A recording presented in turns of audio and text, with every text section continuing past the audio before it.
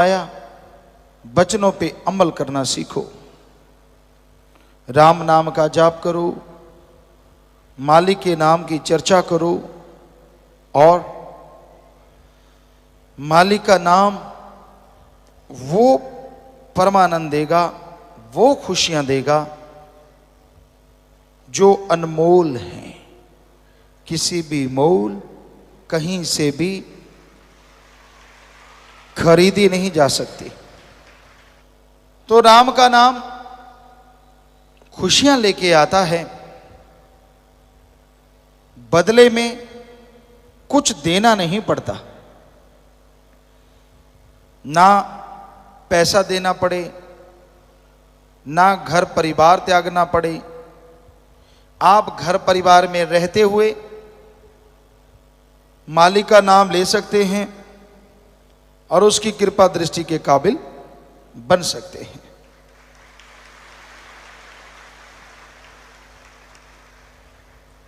राम नाम जपने के लिए लोग सब कुछ त्याग देते हैं।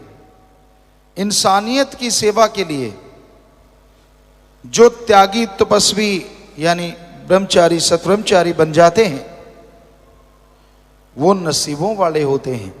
उनकी कुलें, उनके परिवार अति भाग्यशाली होते हैं।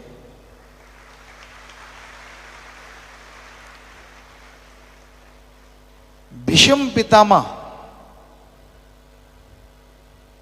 हिस्ट्री में, इतिहास में बड़े योद्धा, शूरवीर, बहादुर हुए और उनका नाम भीष्म क्यों पड़ा? क्योंकि उन्होंने अपने बाप के लिए अपना जीवन कुर्बान कर दिया। ये कसम खाई कि मैं जिंदगी भर शादी नहीं करवाऊंगा, ब्रह्मचर्य का पालन करूंगा ताकि उसका बाप शादी करवा सके और उस शादी से जो बच्चा हो वो राज सिंहासन संभाल सके। उन्होंने ये कसम खाई, तो तब से उनका नाम पड़ा भीष्म पितामह। भीष्म भयंकर, हद से ज्यादा भयंकर प्रतिज्ञा उन्होंने तो अपने बाप के लिए की। और आज इस जलते बलते भट्ट में जो भी भाई बहन ये प्रतिज्ञा लेते हैं कि ताउम्र मालिक की याद में लगाएंगे, इंसानियत की सेवा में लगाएंगे, वो आप ही बताओ, एक अपने बाप के लिए प्रतिज्ञा करता है और एक भगवान की औलाद के लिए प्रतिज्ञा करता है जिसमें उसका खुद का स्वार्थ नहीं होता, कौन महान है? बेपरवाह जी ने फरमाया, सच्चे सौदे की फकीरी दा मुकाम बड़ा ऊंचा, यहां मिट्टी होके रहना पड़ता, शान का क्या काम। बस इतनी सी बात है। दीनता, नम्रता धारण करो, वचनों पे रह के सेवा करो। अरे जीवन में वो मकाम हासिल करोगे, वो खुशियां मिलेंगी जिसकी आपने कभी कल्पना नहीं की होगी। तो हे सेवादारों, हे इंसानियत की राह पे चलने वालों, कदम कदम पे काल की बिछी हुई डोरियां, बिछे हुए जाल आपको रोकने की कोशिश करेंगे, लेकिन आप राम नाम के सहारे, ओम हरि सदगुरु मौला के सहारे, सेवा सुमरण के सहारे आगे बढ़ते जाओ तो ये डोरियां अपने आप ही जल के भस्म हो जाएंगी और आप मालिक की कृपा दृष्टि के काबिल बनते चले जाएंगे। ये कौन से जाल हैं जो काल ने बिछा रखे हैं? काम वासना है जो इंसान को बुरी तरह भ्रमित कर देता है, बर्बाद कर देता है, कहीं का नहीं छोड़ता। फिर क्रोध है, क्रोध में आके लोग अपना बहुत कुछ बर्बाद कर लेते हैं।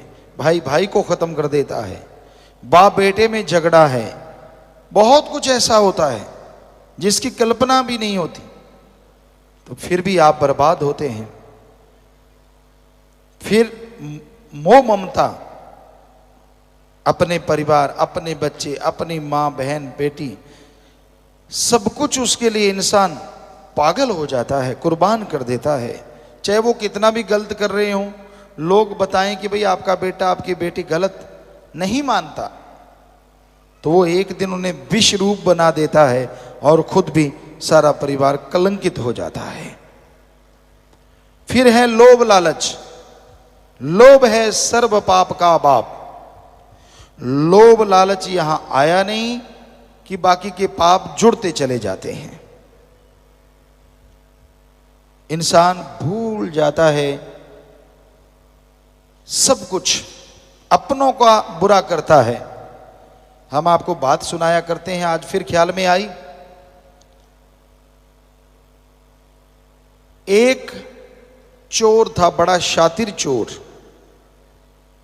बड़ा ही शातिर, जिसे कभी कोई पकड़ नहीं पाया। इतनी सफाई से चोरी करता था कि कुछ पता ही नहीं चलता था, कोई सबूत नहीं। एक दिन बहुत धनाढ़ आदमी के घर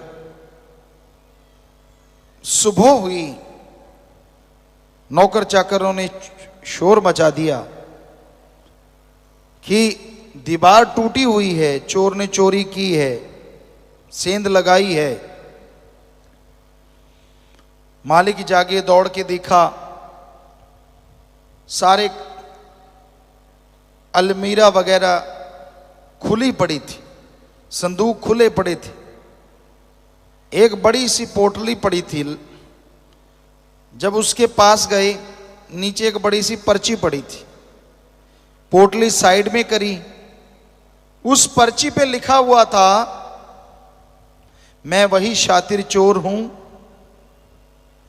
जो किसी के पकड़ में नहीं आया। रात में आपके यहां चोरी करने आया, मैंने सारा कुछ इस पोटली में बांध लिया, हीरे जवाहरात सोना सब कुछ मोती इसमें है। मुझे भूख लगी, यहां आपके मर्तबान है, उसमें वाइट कलर का कुछ था। मैंने सोचा ये बूरा चीनी है। मैंने उसे खोला, हथेली पे रखा और यूं फांक लिया। ओ, ये बूरा चीनी नहीं, ये तो नमक है। मैं बहुत बुरा हूं, चोर ने बोला। चोर कहने लगा, मैं बुरा हूं, अवगुण है मेरे में, लेकिन मैं नमक हरामी नहीं कर सकता। मैंने आपका नमक खाया है, इसलिए ये सारा सामान छोड़ के जा रहा हूं। चोरों के भी कायदे, चोरों के भी इंसानियत होती है। आज घोर कलयुग है। लोग एक चुटकी नहीं, ट्रकों के ट्रक, ट्रालियों की ट्राली नमक खा जाते हैं। और माया रानी जब सूंघती है, माया रानी सूंघा दी जाती है, तो पल में अनाप शनाप शुरू हो जाता है। जो राम नाम के गुण गाते हैं, वो राम नाम को उल्टा बताना शुरू कर देते हैं। अब खुद ही देखिए इंसान कितना गिर चुका है लोभ लालच में, हद से ज्यादा। तो ये है लोभ लालच, और वो दुखी होते हैं, कुलें तक डूब जाती हैं, जीते जी परेशान रहते हैं, मरणोपरांत नरक में जाते हैं। फिर है अहंकार। किसी को अपने धर्म का, किसी को जात का, किसी को राज पहुंच का, किसी को पैसे का, किसी को औलाद का, किसी को शरीर का। बड़े अहंकार हैं इस जमाने में, इस दुनिया में। और उस अहंकार के घोड़े पे सवार जब इंसान हो जाता है, तो अपना ही बुरा करता रहता है, दूसरों का बुरा नहीं होता। अहंकार को मार है, इसलिए अहंकार ना करो। रावण से बढ़ के और कोई मिसाल हो नहीं सकती, उदाहरण हो नहीं सकता। सब कुछ था रावण के पास, चारों वेदों का टीकाकार पंडित, यानी कहीं से भी कोई दोहा बुलवा लो, अगली लाइन बोल देता था, उसकी व्याख्या कर देता था। सफल, अति सफल राजनीतिज्ञ जब वो मरना सन था तो श्री राम जी ने लक्ष्मण को बोला था कि लक्ष्मण जा इसको राजनीति में गुरु बना ले। ये बहुत सफल राजनीतिज्ञ है, जबरदस्त वेद शास्त्रों का ज्ञाता है। ये इतिहास गवाह है और ये सच है। और वही रावण जब चाहे बरसात करवाए, सूरज चंद्रमा की रोशनी से खाना बनवाए, एटम परमाणु कंधे पे टांग के घूमता जाए। सफल क्लोन ज्ञाता, खुद के 3 या 4 बेटे थे, बाकी सब क्लोन थे। 1 लाख बेटा, 1.25 लाख आगे नातिया नहीं, सफल क्लोन ज्ञाता। इतना जबरदस्त आदमी, इतना टैलेंटेड आदमी, एक ही बुरा कर्म किया, अहंकार किया कि मुझे मौत भी नहीं हरा सकती। तो 1 लख पूत 1.25 लाख नाती, तेरा वनगर दिया ना बाती। इसलिए अहंकार ना करो। बड़े बड़ों को अहंकार ने चकनाचूर कर दिया, खत्म कर दिया। ईगो, अहंकार मिटा दो। खुद ही मिटाओगे खुदा आएगा, खुद ही मिटाओगे तो खुदा बिगड़े काम बनाएगा। यानी अहंकार त्याग दो, दीनता नम्रता रखो, दीन बन के रहो, नम्र बन के रहो। हर समाज में आपको कोई अच्छा कहेगा और रूहानियत में आप तरक्की करते चले जाएंगे, कोई बाधा नहीं आएगी। तो भाई ये 5, फिर मन माया, वो तो है ही जबरदस्त। इनके मुखिया हैं, 5 के हेड हैं। मन भरमाता है और माया आदमी को सब्ज बाग दिखाती है। पैसों के लिए लोग पागल हुए फिरते हैं। अरे हमने देखा ऐसा राजस्थान में गरीब के इलाके में, गरीबी के इलाके में, आपने भी यूपी साइड में गरीबी इलाके में देखा होगा। बहुत पहले की बात है, 5-5, 10-10 रुपए के लिए लोग भाई बहन अपनी इज्जत बेचते हमने देखे हैं, सिर्फ 5-10 रुपए के लिए। आज का माने तो 100-500 के लिए। तो अब आदमी को अगर ज्यादा पैसा मिलता है और इज्जत भी लुटानी नहीं पड़ती तो वो कुछ भी कह सकता है, कुछ भी बोल सकता है। ऐसा है ये घोर कलयुग। लोग पैसा उठाए घूमते हैं कि तू भाई ये कर दे, तू वो कर दे, तू फला कर दे। लोग गुमराह हो जाते हैं, उनके हाथों की कठपुतली बन जाते हैं। आज समाज में आम देखने को मिलता है। सब कायदे कानून भूल के उसी में लग जाते हैं। तो भाई इस कलयुग में इन सातों ने भयंकर तूफान खड़े कर रखे हैं। किसने? काम वासना, क्रोध, लोभ, मोह, अहंकार, मन माया ने। सातों के चक्रव्यूह में लोग बुरी तरह से टाइट होते जा रहे हैं। बचेंगे वो और बचे हैं वो जिनके माँ बाप का अच्छा साया है, अपने गुरु पीर फकीर के वचनों पे जिन्होंने अमल कमाया है, कमाएंगे वो बच जाएंगे। ये सातों को वो ही धूल चखाएंगे, वरना ये सात किसी के काबू नहीं आएंगे। तो इसलिए राम नाम से जुड़े रहो, सेवा सिमरण करते रहो। आप फिक्र ना करो आपके पास पैसा कम है, जमीन जायदाद कम है, क्या पता उस कम में मालिक ने कितने काट दिए आपके गम है, कोई भरोसा नहीं। हो सकता है बहुत जमीन होती, बहुत जायदाद होती और कोई ऐसी बीमारी लगती जो लाखों रुपए होते, वो तो उड़ते ही उड़ते जमीन भी बिक जाती और शरीर भी बर्बाद हो जाता। मालिक को शुक्र करो, उसका शुक्राना करो। बेपरवाजी फरमाते गरीब है तो क्या हुआ, तंदुरुस्ती नियामत है और मालिक तेरा लड़ पकड़ा है, इससे बड़ी दौलत दुनिया में दूसरी नहीं हो सकती। एक बार हम सत्संग करते करते, दिन में 3 सत्संगें होती थी, 7 से 9:30 और 12 से 2:30 बजे और फिर 3:30 से 5:30, ऐसा 3 सत्संग डेली होता था। तो हम सत्संग करते करते करते करते राजस्थान के एक एरिया में गए, पहाड़गंज उस एरिया का नाम था। होता क्या था, पहली सत्संग करी सेवादारों की, हाँ 3 टीमें होती थी। पहली टीम सत्संग करवाती, थर्ड जगह पे पहुंच जाती थी, तीसरी जगह, और एक दूसरी वाली होती थी। तो दूसरी वाली सत्संग करवाने के बाद टेंट वगैरह लगवाने के लिए तीसरी टीम के साथ जंगलों में चली जाती थी कि यहां सत्संग होना है। अगले दिन का आसपास के जंगलात, खाली जगह, वहां टेंट लगाते थे और जंगल में हम सब लोग रुका करते थे टेंटों में। तो उस पहाड़गंज एरिया में सत्संग होना था। 3 सत्संगें हुई। हम रात को पहुंचे तो हमें बताया कि पिताजी यहाँ पास में एक गरीब परिवार रहता है, 2 मियाँ बीबी बुजुर्ग, काफी उम्र थी उनकी, बुजुर्ग थे। तो कहते उनका मकान एक सही है, एक की आधी छत गिरी हुई है, गरीब हैं, पैसा नहीं है। तो हमने कहा फिर, कहते हमने उनको बोला कि आटा ले लो। वो कहते गुरुजी आएंगे, यहाँ रुकेंगे, हमारा कुएं का पानी पियो, कोई हर्ज नहीं, पर क्या हमें कुछ देना पड़ेगा? सेवादार कहते नहीं, आपको कुछ देना नहीं पड़ेगा, बल्कि हम आपको आटा देते हैं, आपकी छत बना देते हैं, घर बना देते हैं। वो हाथ जोड़ के खड़े हो गए, दोनों बुजुर्ग बागड़ी परिवार। कहने लगे भाई हो सके तो माने थारे गुरुजी से मिला दो, कि अगर हो सकता है तो आप हमें आपके गुरुजी से मिला सकते हो।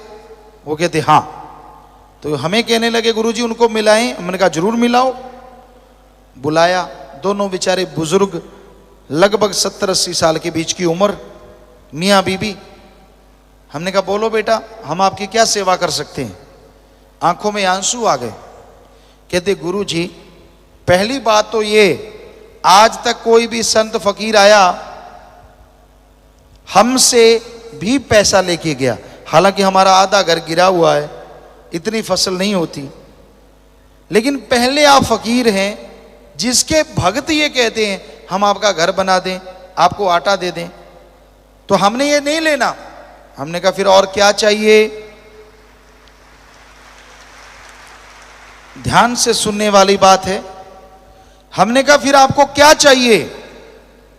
वो दोनों के हाथ कांप रहे थे, ऐसे ऐसे बुजुर्ग थे। कहते गुरुजी हमें ज्यों का त्यों वो सीन याद है, रात थी, लाइटें जगी हुई थी और थोड़ा थोड़ा अंधेरा था। कहने लगे गुरुजी अगर हमें कुछ देना है तो हमें राम से मिला दो, भगवान से मिला दो, हमें भगवान चाहिए, धन दौलत जमीन जायदाद नहीं चाहिए। वाह, ये है इंसानियत, ये है मानवता। गरीबी हुई तो क्या हुआ, भगवान ने हमें उनके घर जा छोड़ा। जितना मर्जी जोर लगाते कहीं जगह नहीं मिली, उनके घर के पास ही जगह मिली, जंगलों में, बस आसपास जंगल था, गांव नहीं था, उनका एक घर था, वहीं पानी मिला, कहीं पानी ना मिला उस रात। तो ये है उनकी सच्ची तड़फ। अगले दिन उन्होंने नाम लिया, गुरुमंत्र का जाप किया और नाचने लगे कि हमें सच्चा मोक्ष मिल गया है, सच्ची भक्ति का तरीका मिल गया है। ये है इंसानियत, आज भी जिंदा है।